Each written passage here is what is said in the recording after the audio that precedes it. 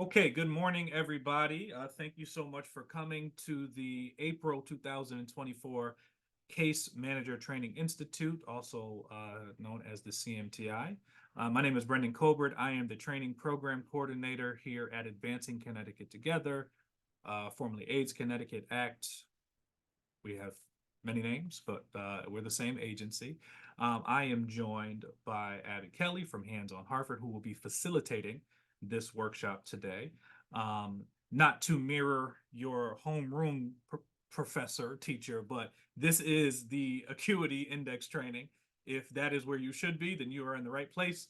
If you have no idea what that is, that doesn't mean that you're not supposed to be here. So just know this is the Acuity Index training. As you can see, I have hit the record button. I will be sending this out for your records, for your review. I'll also throw it up on our website so folks can review it. You know, you might have team members who weren't able to be here. It's not the end of the world. We'll make sure that you have the information. What I will ask is some housekeeping things. If you are able to ask questions, please feel free to do in the chat. Please keep yourself muted. I will leave it up to Abby if she wants to take questions throughout or at the end. Whatever Abby wants to do, we will fall in line with. Yeah, does anybody have any questions for me before I hand it over? Pretty good. Okay, all right. Well, Abby, the floor is yours. I'm gonna go off camera and just know I'm here in the background like all of your hopes and dreams. So yeah, all right, guys. Abby, the floor is all yours.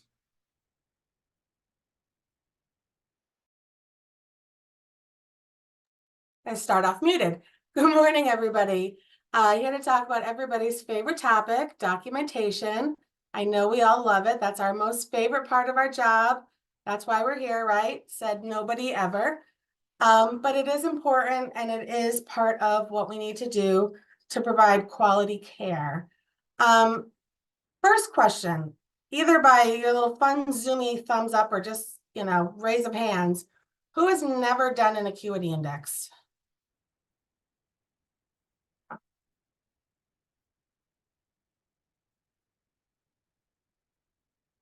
Great. So at any point, feel free, please, to stop and ask a question. You can put it in the chat or just come off mute and shout it out. I want this hopefully to be a bit of a discussion. So I am going to go ahead and share my screen.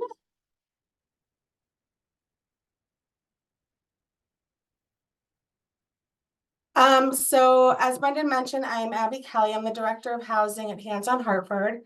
I've been doing housing about 20 years now. So I've been doing this Acuity Index for quite a long time. So it is definitely, I believe I was part of the roundtables when they first created it many, many years ago. So we're going to get into that today. And I'm proud of myself. If people know me, I'm not a technology person. So the fact I did my PowerPoint all by myself, I'm very impressed with myself. So the Acuity Index. First of all, what is the Acuity Index? Beyond just sort of a document that is required by our funders. This is an assessment that really identifies service needs for the individuals we're working with or their household as they're entering housing and as they're going on throughout their housing journey with us. It identifies strengths of the person. It also identifies where there's some areas where the person might need a little bit more support. And it really is designed to determine the level of intensity of services. So I want folks to think about, when you think about the Acuity Index, and then there's also the assessment that goes with this, think of the golden thread, and this ties into your service plan. This should be a working document, not a one and done and then take it out every 6 months. This is a really good opportunity to have a conversation with the person you're working with and to see sort of where you've been and where you're going. So when is it completed? It's completed at either sort of initial intake or within the first 30 days. It does not have to be done in one setting. It can be done over a couple sessions, but it should be done within the first 30 days of intake at the most, and then updated every 6 months. So there we go, every 6 months. So how can it be used? So it's a great tool because it can really start a conversation with the person. So if you are going through with the person, it gives you a sense of where they think they're at with certain items versus maybe what you've read in the record or versus what you've seen once you've been working with them for a long time. It really is, this is what's going to guide your service plan. Again, this is really a place to highlight where the person's doing really well and where the person might be struggling a little bit. The other way this tool can be really, really powerful is once you're working with the person, ongoing, bring it up with them. So when you do your next Acuity, say, look, this was the score you got last time. This is maybe where we're thinking you are now. How wonderful you've improved. Or, hey, did something happen that your score kind of went down a little bit? And it's a good place to have a conversation about really what's going on here. So the other way the Acuity Index can be used is by supervisors. It can help folks who are supervisors look at caseload sizes. So in an ideal world, you want to have, a balance amongst your team where, one person doesn't have all the high acuity folks and one person has all the low acuity folks. It's a place to kind of divvy up and say, oh, you've got some heavy hitters over here. Let's distribute amongst the team. It's a great place to kind of look at supervision needs. So is there an area that maybe, the case manager is struggling with the person, and it's a good conversation starter to have during your supervision. So that when you have those meetings, you can talk about, oh, I'm noticing this person's going down in their acuity. Hey, what should I do? Or do you have any suggestions?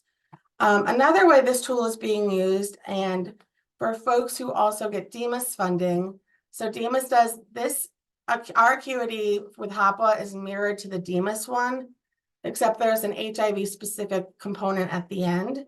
So if you are receiving DEMAS dollars, this is going to look familiar to you because you have to do this for that program as well. But this is also a really good tool to look at. Maybe somebody's ready to move on. And maybe it's time to explore, applying for Section 8, maybe a moving on voucher. Because it really kind of can highlight, this person's pretty self-sufficient on their own. So these are the domains in the Acuity, and we're going to go through them. So there's a domain on housing. I do want to point out for shelters, skilled nursing facilities, or congregate, they don't do that housing section because they operate a little bit differently. There's a section on arrears and debt, income and benefits, support services and resources, health, the HIV specific page that we talked about, and there's a parenting and child services. So if you haven't seen the Acuity, this is sort of what it looks like when you start off. So one thing I really want to point out to folks when you're utilizing this tool, really read the descriptions. And I'm not going to sit and read in detail every single box. We'd be here probably for 3 hours if I did that. But really, when you're trying to determine somebody's acuity level, don't just look at the numbers and say, oh, I think they're a 0 or a 1 or a 2.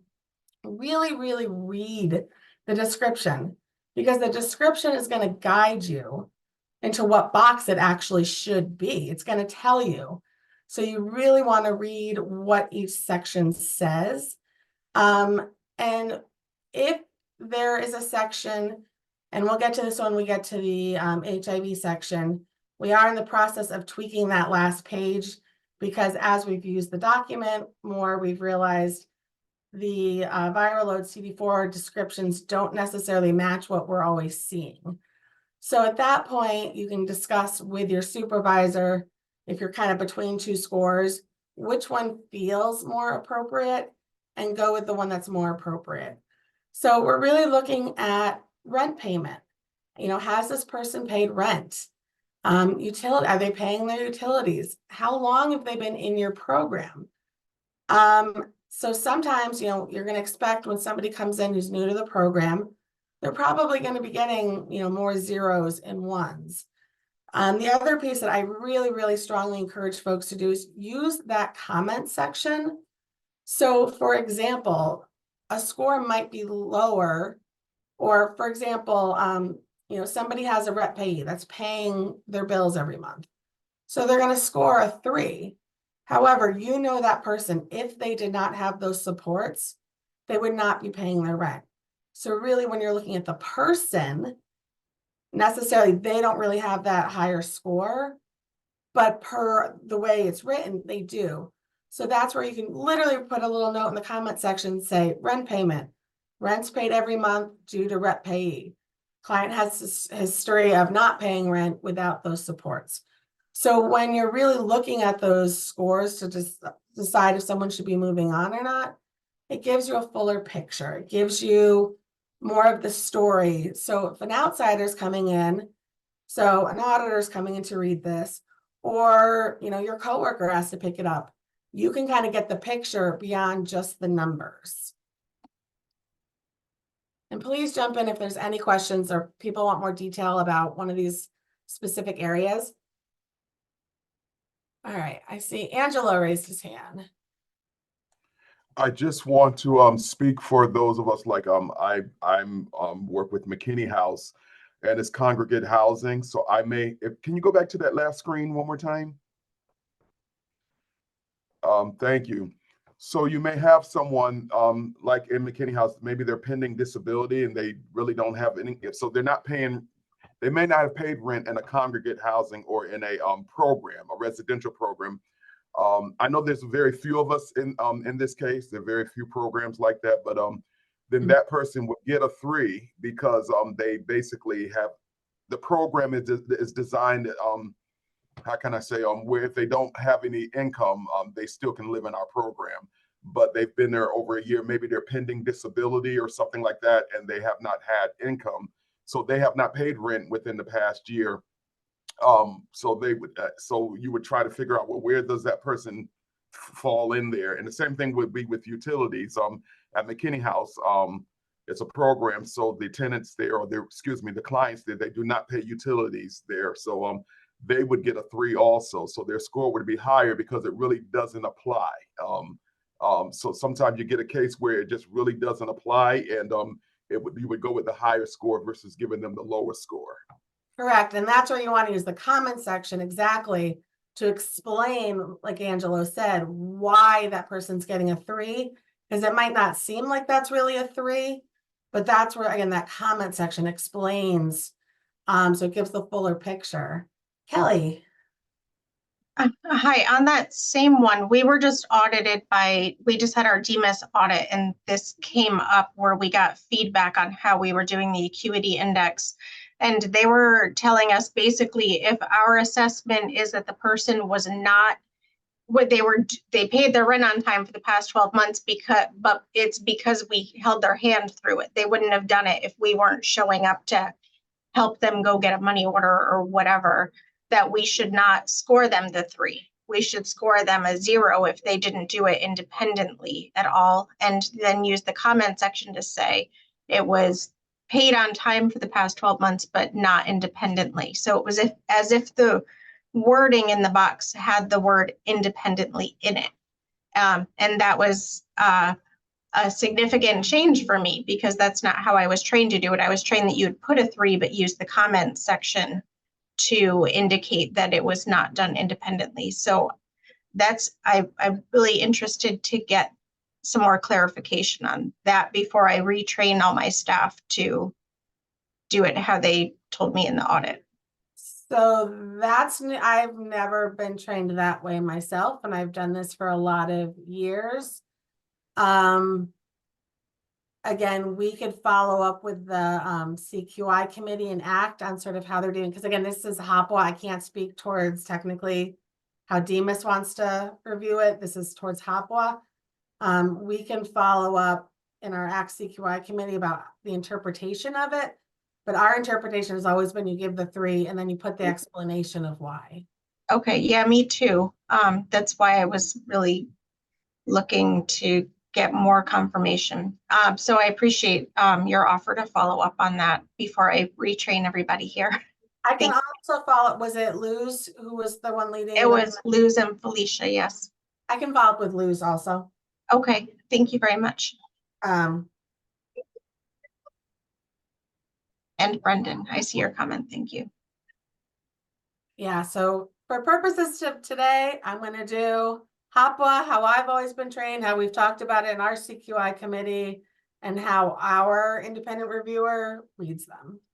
But I Okay. will follow up and then I can let Brendan know what they say. Okay, thank you.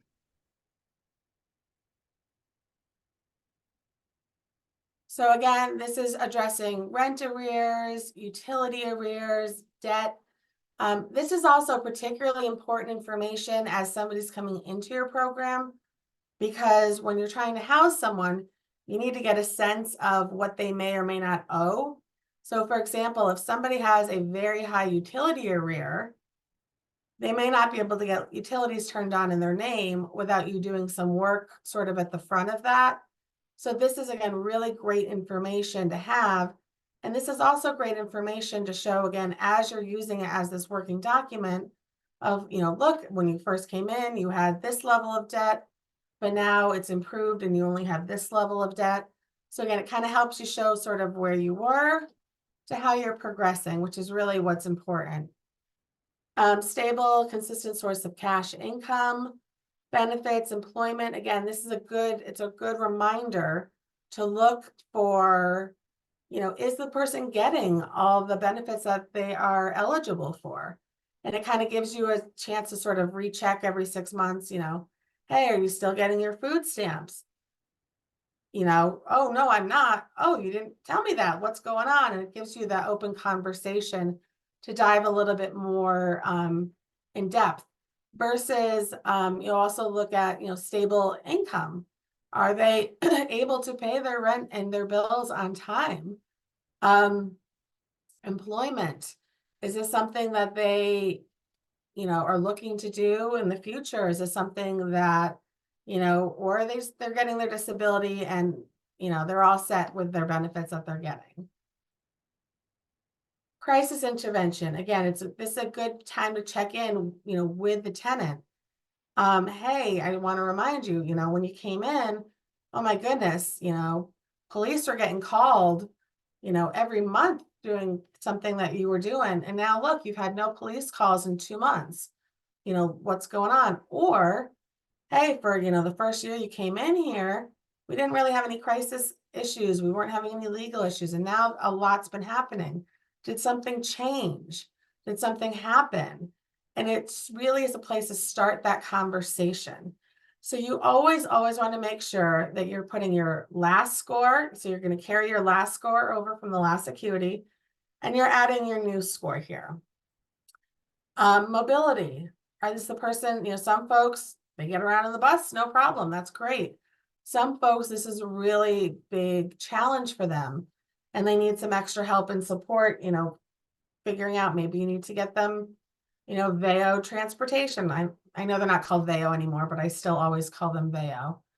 Again, safe living environment. What's going on? It's a great place to have a conversation.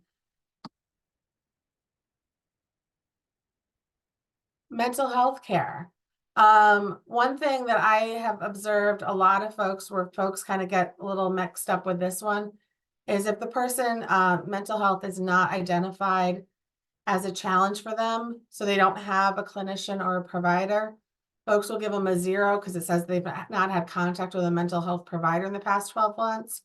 Well, it really should be a 3, because if you read the description, the tenant has had no need for mental health services.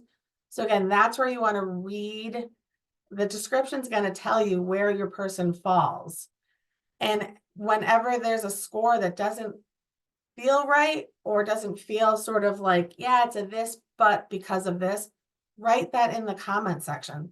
I can't stress that enough. Primary specialty healthcare use. So one of the things that we kind of updated in the last couple of years with this acuity on the HIV side is it's one thing that the person, is going, maybe they go, their primary care once a year, Maybe they see their infectious disease doctor, you know, as they're supposed to. Are they going to the dentist and getting dental screenings? For females, are they getting a mammogram after 40? You know, males, are they getting a prostate, check? Or folks getting colon cancer screenings? That's a new one. At 45, you have to get, colon cancer test. So we really want this sort of section to look beyond just, and that's why we say, tenant has contact with a primary or specialty healthcare provider and follows preventative screening and treatment recommendations. So if your doctor says, hey, you only need to go once a month, or I'm sorry, once a year, and they're doing that, they're following that. However, if their doctor has said, your blood pressure or your diabetes is really out of control, we want to monitor you once a month until we get this stable, and the person is not going once a month, that's where it comes into the recommendation. So it's not just, are they going to the doctor, but are they following the plan that the doctor thinks is appropriate for them? And that's going to be different for every person. Medication adherence. Are they taking their medications as prescribed? Again, this is another place where it could be a 3, but you write down the comments. Well, they're only taking them because they have a visiting nurse who comes every single day. Or maybe they have a visiting nurse that comes and fills the box once a week, but then they're able to distribute the meds throughout the week. So again, all of these are going to be very specific to your person. Harm reduction. So that's, a really important thing we want to look at with folks. Where are they? I'm sure a lot of folks here have done motivational interviewing training, or if you haven't, there's a lot of great trainings out there for that. Where are they in their harm reduction goals? Maybe they don't see their behaviors as harmful at all, but you do. Maybe, but we've got a lot of folks who are, heroin injectors, but they use clean needles, or they always inject with a person there. So if they overdose, there's somebody there for safety.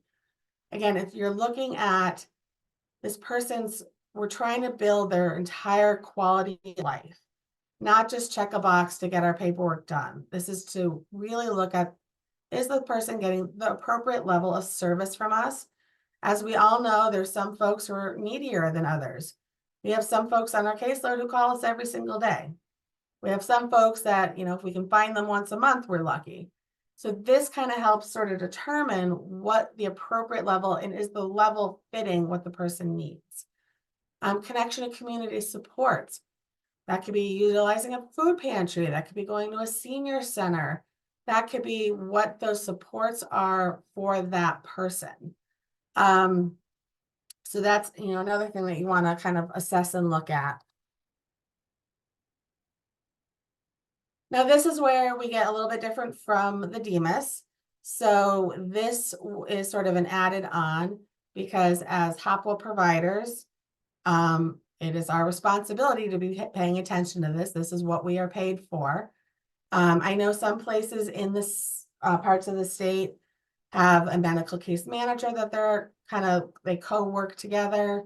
I know up in the Hartford area, it's sort of a double dipping. So housing case managers are expected to pay attention to this. So while you might not, if you have a medical case manager involved, you might not necessarily be the person providing these services, but you're coordinating, you're making sure, are they meeting with their medical case manager, and are they meeting with their doctor? Are they educated about HIV? Are they taking their medications as prescribed? HIV progression. So this is the one section, again, that we are looking at to change in the ACT-CQI committee. That's Continuous Quality Improvement Committee. And if anybody who is a HOPWA provider is interested in joining, that's a great committee. Actually, we meet once a month and look at sort of issues like this. So if anyone's interested, contact Brendan. I'll do my little plug for it. Angelo's one of our co-chairs here. So these descriptions we have determined don't necessarily match what we're seeing. So this is one of those cases where you kind of have to use your judgment, maybe with your supervisor. If you're between two different scores based on the numbers, go with what feels more appropriate for the person. So for example, you know, based on numbers, maybe you're between a 1 or a 2. Well, maybe the person, you know, are they sicker? Maybe I would score lower. If they are not feeling as sick, I might score a little bit higher. But you want to write in, this is really important, to write in the previous viral load and CD4 count along with the current. Again, a great tool to sort of highlight and make sure you're tracking and seeing, you know, are their numbers getting worse? Then maybe we need to hold a different intervention. Maybe they're having some medication resistance. Maybe they're not taking their meds. It really is an important thing to monitor and keep on the forefront. So Connecticut's always tried to kind of stay a little bit ahead of the curve. And there's really been a lot more attention about hepatitis in the last couple years. So we did add that on here to make sure that we are paying attention to this and that we're seeing if folks are getting tested for hepatitis, because that is an important part of somebody's overall health and it is treatable. So those are, you know, all items we want to make sure that we pay attention to. So again, then we talk a little bit about transmission, infection risk. Again, is the person involved in high risk behavior? If they are, that's a great place for you to provide some education, provide some resources, provide, you know, connection. There's a lot of different, you know, some of our, you know, centers have a lot of great groups or information that somebody can participate in. So it's a really good opportunity to really have to open up that conversation that might be sometimes, you know, more uncomfortable for some folks to have. So it gives you a place to really start that conversation. Parenting and child services. So this is another one where a lot of folks get tripped up. If there are no children in the household, you're going to give the person all 3s, but then in the comment section, you need to write, there are no children living in the household. A lot of us, I think, work with individuals. There are sometimes some children involved. So if there are children involved, you're going to obviously pay attention to these. But if there's no children in the home, you're going to give them a 3, and then you're going to put that in the comment section.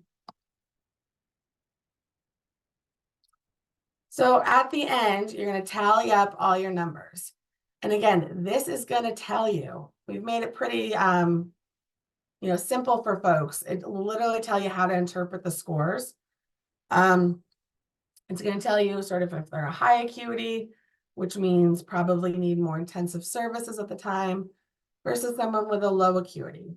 And you really want to track over time how the person's scores are doing, because really the goal is you want folks to become low acuity the longer they work with us.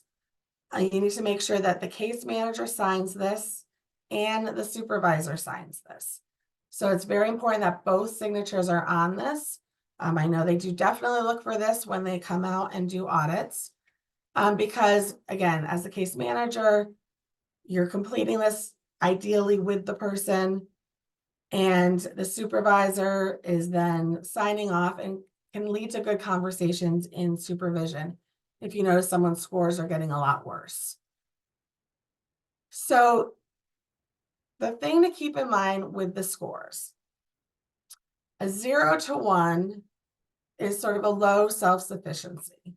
So that is the highest sort of somebody, you've identified that there's really a need in that area.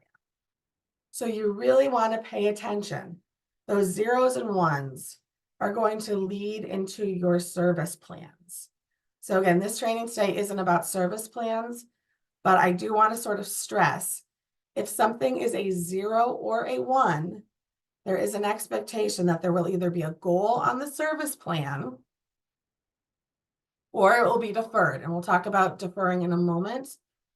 So if it's 0-1, it's either active or deferred. It has to be one or the other.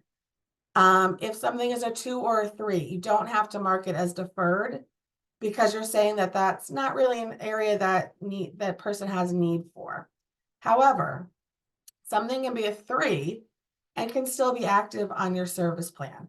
So for example, somebody scored a 3 in employment.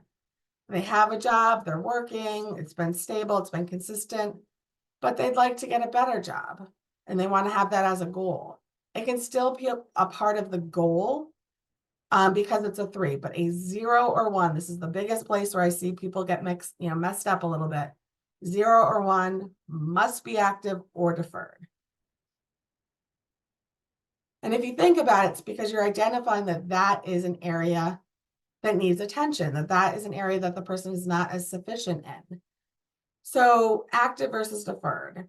When a goal is active on the Acuity, that means I'm going to see a service plan goal that relates to that Acuity goal. So again, I talked a little bit about before, sort of that golden thread. This is feeding your service plan. I'm going to look, if I'm an auditor coming in, I'm going to look up, I see this is active. Where's the goal for that? I'm going to expect that goal. Now, there are times where somebody, might be newer to the program and they have 10 things that are 0s or 1. And we know a service plan is maybe going to have 2, 3, maybe 4 goals as to not overwhelm a person. That's where something might be deferred. And then if you defer something, you must put a comment stating why you are deferring it. Because otherwise it just kind of looks like you're ignoring the issue. So for example, it might be that somebody, scores low on harm reduction. You've identified that that's a 0 or a 1, but your client might say to you, I don't see a problem. I don't want that on my service plan and I refuse to have a goal about it. You write that in. Or you might put, the comment might be, the person doesn't have income. Well, more critical needs right now is to find housing. Client wishes to focus on housing, and then we'll readdress the income at the next service plan. So again, you're just putting, I like to call it like simple, stupid. You're just so nobody has to sort of question what your thought process is. It's right there on the page. I can see, okay, because again, the service plan is person-centered. It is driven by the client and it is in their own words. We're not creating it for them, but we're trying to create it together. So this is where, again, we might sort of identify something with the person here, but they just don't want to work on it. That's okay, but you need to acknowledge it. And then you need to sort of put it in your progress notes. And every, couple months, you're going to want to address it with the person, say, hey, I know you didn't want to focus on income at the time, but things are a little stable. Are you ready to start looking for employment? So again, you're showing that you're not letting the issue just drop and slip through the cracks for 6 months, because again, this is not a one and done. This is a, pull this out periodically, once a month, maybe once every couple of months, pull this out and go over it with the person. So you're acknowledging that that there are more issues, but maybe now's not the right time.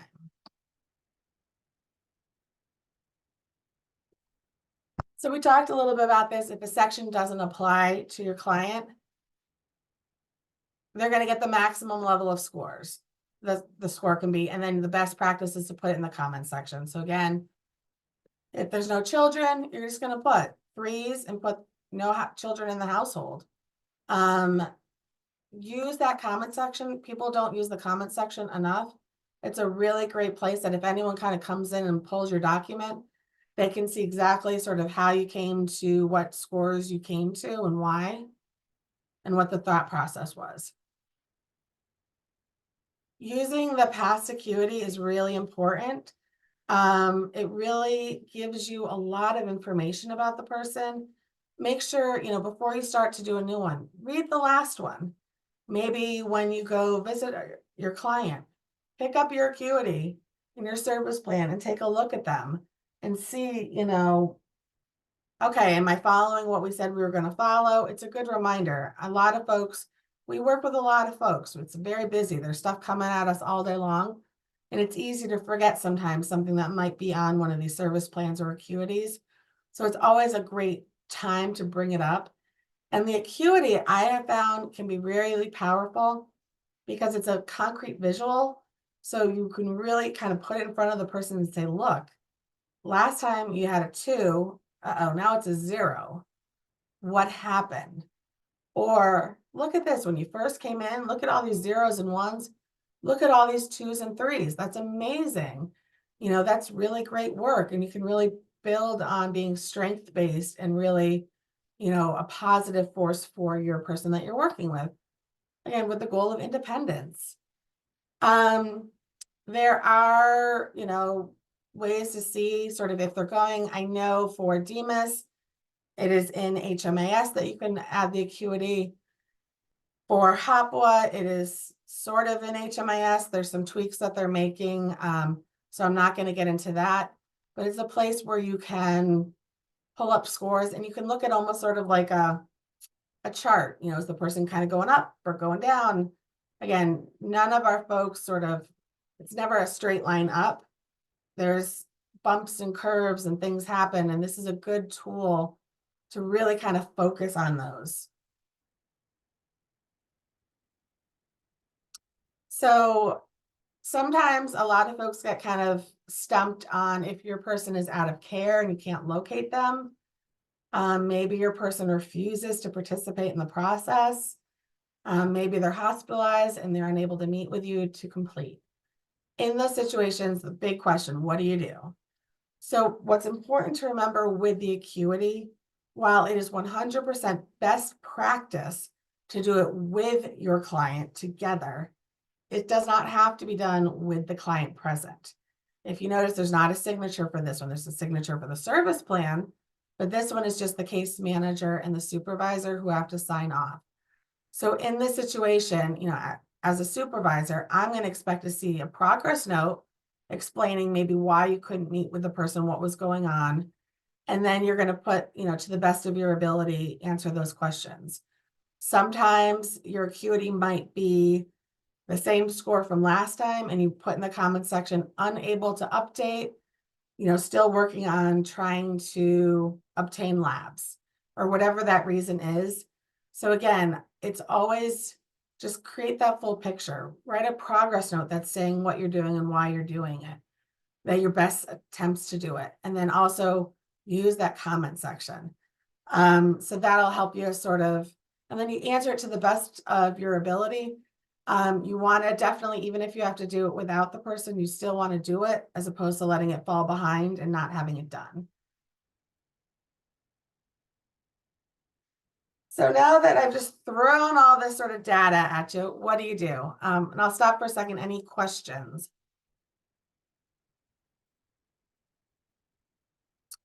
All right. So I'm going to give you a very simple scenario, and then we're going to kind of walk through and we're going to score John. And we can see sort of what people think those scores would be. So this again is, this person probably has a lower acuity than a new person coming in. But I was just trying to make it simple. So John is a 56-year-old male. He's a new client to your caseload. So this is your initial assessment that you're doing. He gets $841 in SSI a month. He's been receiving it consistently for 8 years since he was deemed unable to work. He receives $110 in food stamps. He's been living in the shelter for the past 6 months, but he's very eager to work with you to get an apartment. He has no prior evictions, no rental arrears, no utility arrears. He does owe $350 for past child support. He's been keeping to his payment agreement that he created. A month ago, he was involved in a fight at the shelter where the police were called. He was allowed to stay, but is pending a court date for a breach of peace. He worked very quickly with the case manager at the shelter to resolve the situation and what led to the fight. He's able to cook, clean, pay his bills, get where he needs to go on the bus without any assistance. He does see his primary care doctor regularly to monitor his high blood pressure, as well as his infectious disease doctor. Currently, his viral load is undetectable and his CD4 is 700. He takes all medications as prescribed without assistance, including his meds for his HIV. He reports that he does inject heroin and acknowledges that it is dangerous behavior. He's open to discussing a harm reduction goal with you. Doesn't have them yet, but he's open to discussing it. And he reports that he does not share any needles. He reports he's been diagnosed with paranoid schizophrenia, but has only seen his clinician maybe 3 times in the past year. John is very resourceful in finding agencies in the community to help him. He regularly goes to 2 separate meal programs. Since becoming diagnosed with HIV 3 years ago, he's done a lot of research and taken extensive steps to educate himself about the virus. He was diagnosed and treated for Hep C a year ago and continues to follow up with his doctor. He reports not engaging in any high-risk behaviors since he has been at the shelter. He has 1 adult child that lives in New York. So I'm going to back us up to the Acuity. And we're just going to kind of go through and say what we think the scores would be. Folks, you can take yourself off mute and shout it out. You can put it in the chat. And I will reference these again. I don't suspect everyone remembered all that information. But again, in terms of housing, he's been in the shelter about 6 months. What do folks think you would give him for rent payment?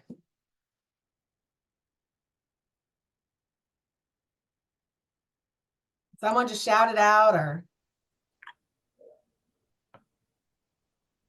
How long has he been in the apartment? he's been in the 3. shelter for 6 months. I would say 3.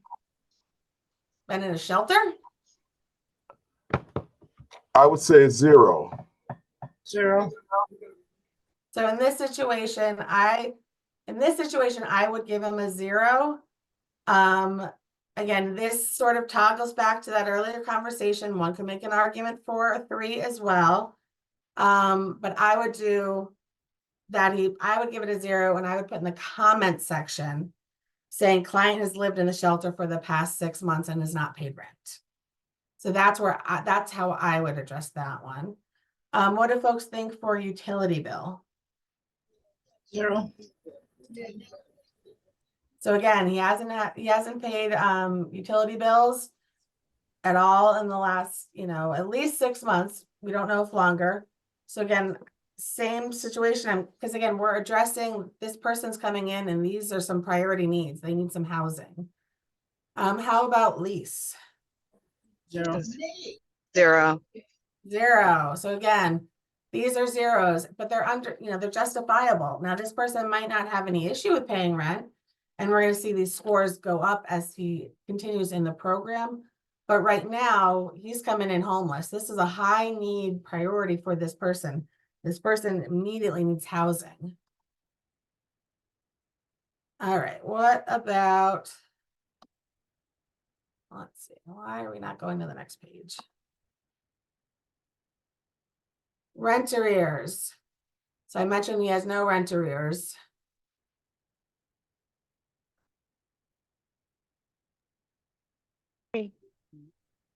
So 3. it's a 3.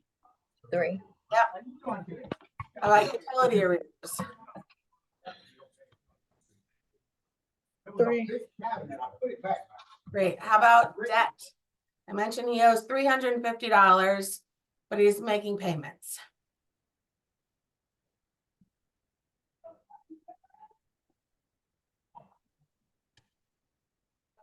1. A 2?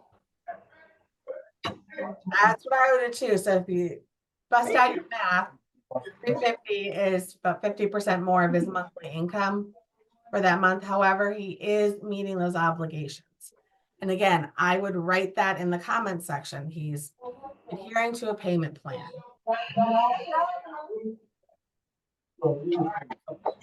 Hey, let's make sure we're How muting about this stable for source of income? talking. Yes. See?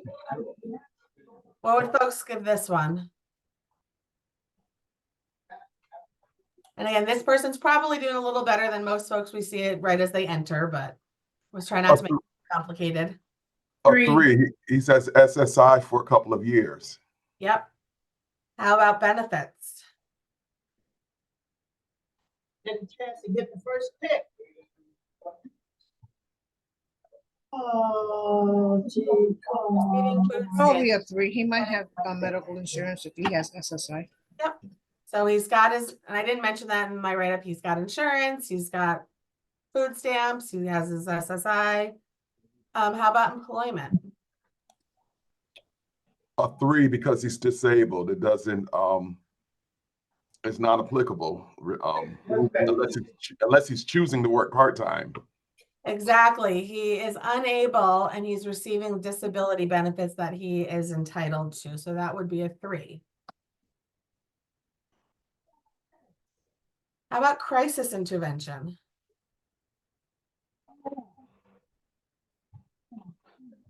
So if you remember, he was in a fight about a month ago.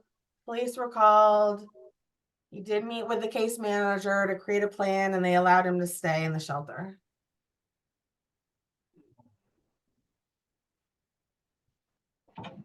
Two. I'll say 3. Is that your different score? 2. Two. So again, this is where it comes down to reading it. Crisis, Hey, Abby. yeah? Oh, sorry, it's Jocelyn from New Reach. I was wondering, could you, and I apologize for going back, could you go back to the income piece for a moment? Where we were talking about the SSI? Yep. So we've had this kind of conversation, and I should know this, but just thinking about it, right? A lot of times our folks have talked about stable cash, or, well, this reads what, stable, consistent source of cash income. Do we consider SSI cash, or do we consider SSI a benefit? Because cash sometimes can be viewed more as like employment, which I know is here. So just wanting to know what others do, because this is sort of something we go back and forth with amongst our staff. I would count it as stable, consistent source of cash income because it's income. So it's income that they Okay. can take out and then use to pay bills. They can use to go to the grocery store. It's available that can become cash. Okay, that's a good way of Demas, looking at Demas it. uses it that way too. Okay, Because when perfect. when I do permanent supportive housing case management and I fill out the Demas part, it is SSI and SSDI are considered permanent cash. Okay, very good. Thank you, guys. I look at benefits as, are you getting food stamps? Do you have Medical. medical? Yeah, I do too. But I You think are it female has with maybe a child, changed. are you getting TANF? Yeah, Well, that's not Okay. just female, but. cool. Thank you. And that's why if anyone has any questions, please just shout them out. This is a kind of informal group. So for getting back to crisis intervention, I would give this a 3 because he had 1 crisis. So it was less than 3. So he had 1 crisis in the past 12 months and he worked very quickly to identify and resolve it. So that's where that would be a 3. However, I would make a note on the bottom, was involved in a one crisis situation that was resolved quickly. So again, it's not a 3 as in there were no problems. There was a problem, there was a situation, but technically it is a 3. But again, that's where that comment section is, where it gives the fuller picture. So as opposed to if I'm just looking at, somebody who has all 3s, I'm going to think, great, he has no crisis, he has no problems. Well, he did have a crisis, so that is something we want to be mindful of and we want to be aware of. How about life skills? So he is able to cook, clean, pay his bills, take his meds, shower, I say 3. wash his clothes. I would give that a 3 as well. Say 3 too. 3. Legal. I say it for like the back of my hand. It's Acuity.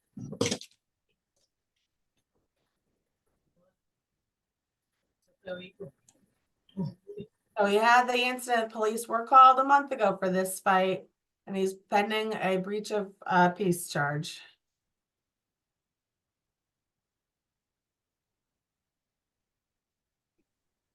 A 1. A 1? A 1. So now if something is a 1, what are we going to expect to see? On the service plan, and the comments on the bottom. Exactly. So now that it's a 1, I'm gonna expect to see that there's either a service goal around it, or if there's a note saying why there isn't. So for example, a note why it isn't could potentially be, this is the first legal involvement client has ever had, met with, the public defender, thinks everything will be resolved once we come up. So client chooses not to put on the service plan at this time. That could be, or there's going to be a service goal. So that's either going to be an active or deferred because it's a 1. How about safe living environment?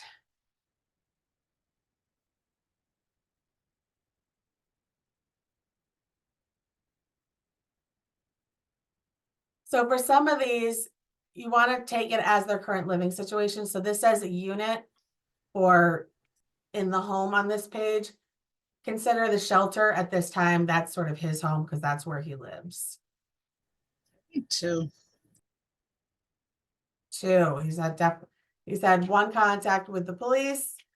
And again, this is all going to be something that we're going to monitor in our case notes, our progress notes, something for us to keep in mind.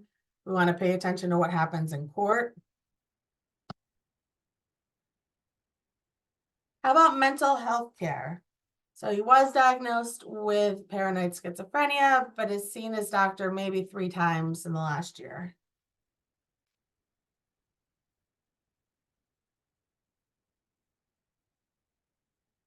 I know some of you on this call, I'll call people out. Somebody Maybe shout. 1. 1, why is that? Because he only seen the doctor 3 times in a year, and maybe he should see the doctor more often. Yep, so he has a diagnosis, he has a clinician, but he's only kept 3 appointments over the past year. So that is definitely going to be a 1. And I'm going to look to see that is this active or is this deferred? So again, 0 or 1, it has to be active or deferred. Now for the other ones, if it's a 3, you can just leave that section blank. You don't have to fill in anything over there. But again, 0, 1, active or deferred. Primary specialty healthcare use.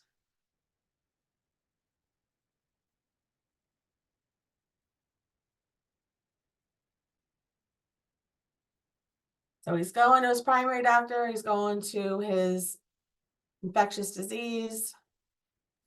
3. So this is going to be one of those a little bit more nuanced. So this is a 3 based on the information I gave you. However, this is going to be one of those, you want to look at the bigger picture when talking with your person. So he's gone to his primary, but has the primary suggested anything else? Or has this person been to a dentist? You'd be surprised how many of our folks never go to the dentist or never do those routine screenings that I talked about earlier. So again, this is a great place of sort of based on the information I gave you a 3, but when you have a conversation with a person and get in sort of those deeper levels, it might be a lower score, but it's a great place to have a conversation about this. How about medication adherence? He does take his meds. 3. That would definitely be a 3. What about harm reduction? So he does acknowledge he's got behaviors that are a problem. He's open to talking with you. Hasn't really set any goals yet, though.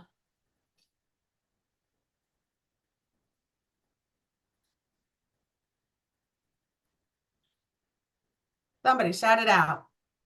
I would say 1. 1. So I would definitely give that a 1. So he acknowledges that there's issues. He's thinking about it, but he hasn't actually created any goals yet. So this would definitely be a 1, and you're going to have it active or deferred. And then maybe your next one in 6 months is going to say maybe he moved up to a 2. So again, that's the whole goal, is we're trying to look to see that the scores move up. How about connection to community supports? Again, I kind of gave you sort of a rosier person than we probably would normally see coming in. But the person goes to a couple meal programs, really resourceful. I would say 3. I would say 3. So again, this is one of those that when you're looking at your person, are they getting sort of some of those community resources that's either available for them or would help them? So for example, if food insecurity is an issue, are they signed up with a local pantry near them? That's definitely something you want to look at. Is this a person who is socially isolated and would really benefit from going to a senior center or going to Axe Connections in Hartford? You know, and again, sorry, I don't know what's on the other side of the state. But those are the things where you want to really look at with the person. Now, the person may have no desire to get connected with their community at all, but this might be someone who maybe it's an opportunity that they might want to volunteer because they'd like to get more involved somewhere.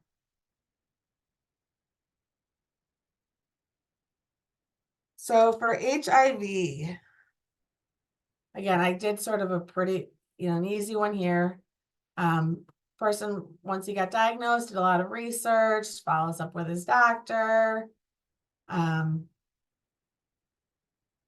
What score are we thinking for here? 3. So we definitely do a 3.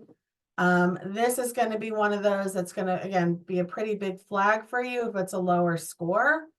So, if you have somebody who has limited knowledge of their HIV status or has no knowledge, this is a good place for you as a case manager to make sure that you provide some appropriate education, provide them resources to the correct places to get even more information so they can take control and power over their disease to make themselves better.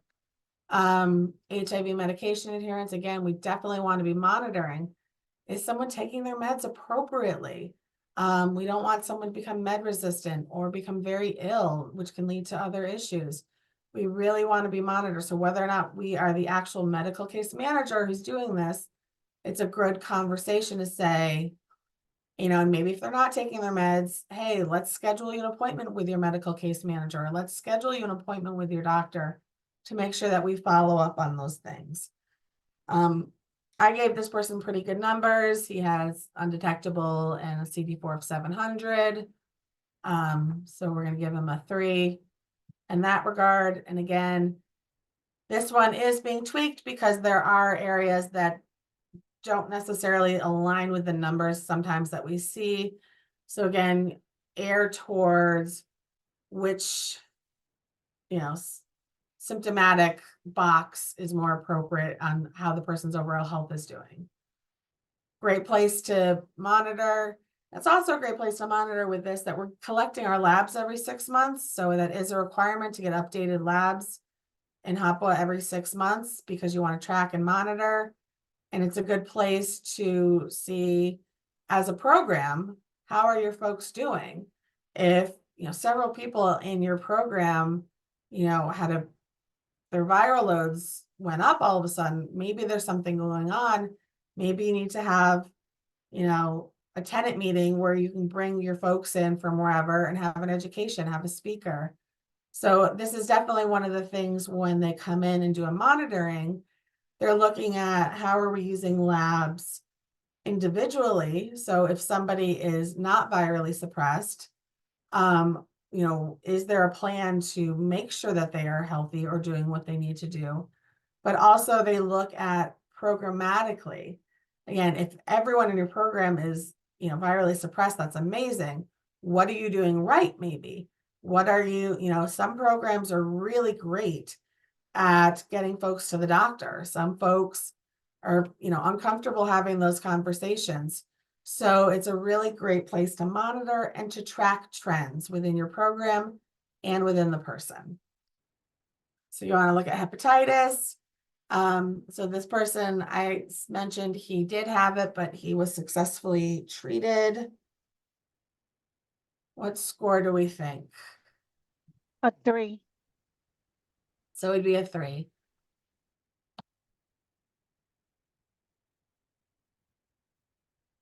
And then again, per this person's report, He is not engaged in any risky behaviors. What sometimes will happen is your person might report one score and you might hear conflicting scores from other folks. So it's another opportunity to have a conversation. So, the person might say, oh, I don't, involve any risky behavior. And you have, the clinician, the landlord, the shelter caseworker saying, actually, no, that's not what's happening. And it gives you kind of a place to have that conversation with someone, say, hey, some of these folks are reporting this. Why do you think you scored this? And it really opens up that person-centered driven conversation. This one don't need to go through all the way. There's no children in the household. He has an adult who lives in New York. So he's going to get 3s, but I'm going to put on the comment section, no children in the household. So even though he has children, that doesn't matter. They're adults. They're out of the house. Or, the person may have children, but the children are minors and don't live with them. There's no children in the household. So you're really only commenting on this if they are living in the household. Now, if you have somebody who has a heavy custody agreement where there is a child there a lot or a significant amount of time on a regular basis, you would provide answers to these. But again, you're going to write in that comment section, child has, primary household is the other person. Parent sees them on the weekends. There's been no reported issues. There's been no visible, you know what I mean? So again, it's explaining in that comment section why you're putting the score that you're putting. So again, I didn't keep track of all the numbers, but you would add this up and then you would look at the score. So if this person has, if all their domains fall in that low acuity range, so they're all high scores, all 3s, you really want to have the conversation and look at, again, is this person a good candidate to move on to a different voucher to free up space for you to take a new person into your program that does have a higher acuity? But this is where those comment sections are key.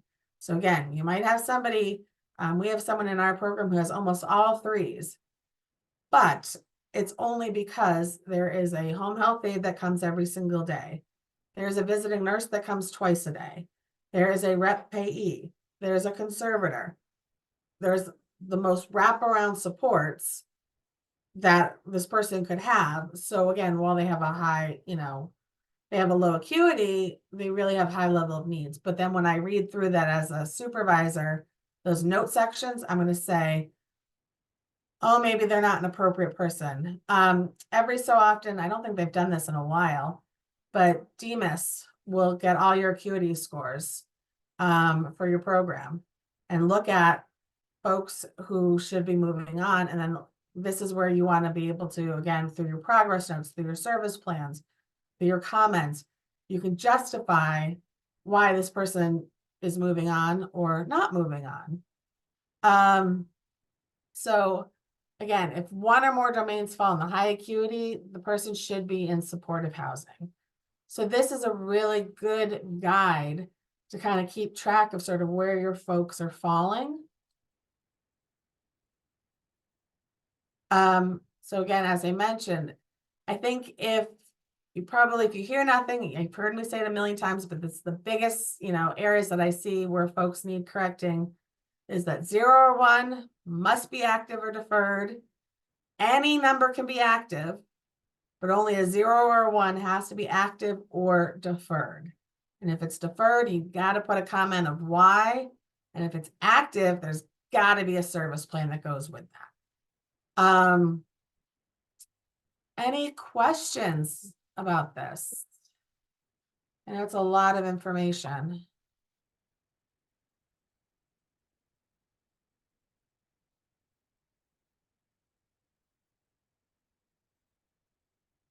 Everyone feels totally ready and comfortable to go.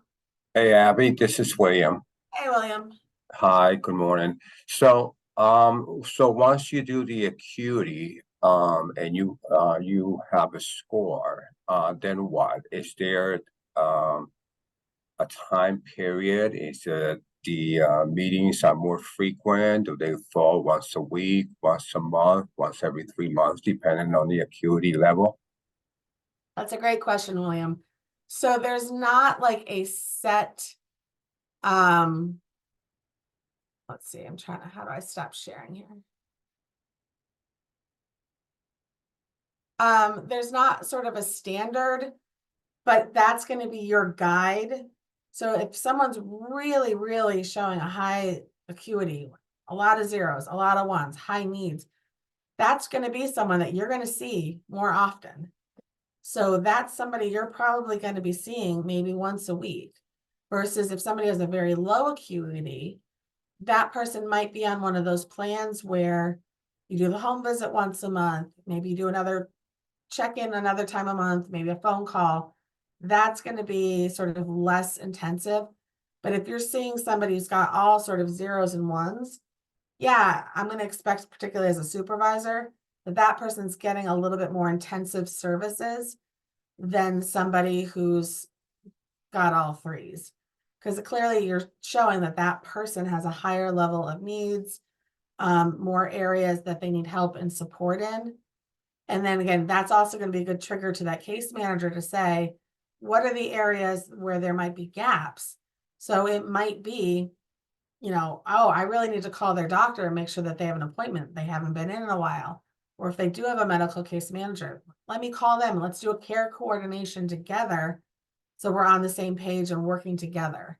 Maybe it's call the clinician and say, hey, the person hasn't been keeping their appointments. Do you know why? Maybe there's a reason. Maybe the person, all their appointments are scheduled at 9 a.m. and the person can't wake up until noon. Well, maybe they need to have their appointments switched to 2 p.m. So that's where it's a really useful tool to sort of look at those levels of where can we provide more support, and also go from a strength-based perspective of, really highlight to the person, look at these areas you're doing great in. Because sometimes we talk about the problems. All we talk about are the problems, the negatives. It's a great place to highlight what is going well also. Any other questions? Thank you, Abby. Now's your time, folks.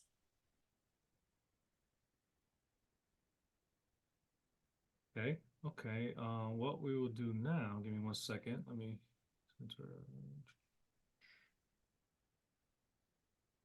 remind everybody to register for the upcoming standards of care training happening a little over 2 weeks. Is going to be May 16th, 2024, from 1 to 3 at the Coven House in Middletown. I just put the save the date flyer in the chat. You open the save the date flyer, you can actually click register now and it'll bring you right to our registration form. We are moving on up in the technology game.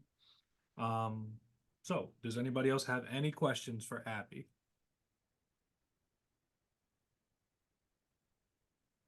Okay. Oh, Angelo, the floor is yours.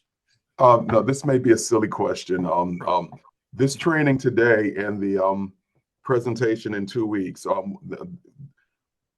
these will be able to count as part of our trainings.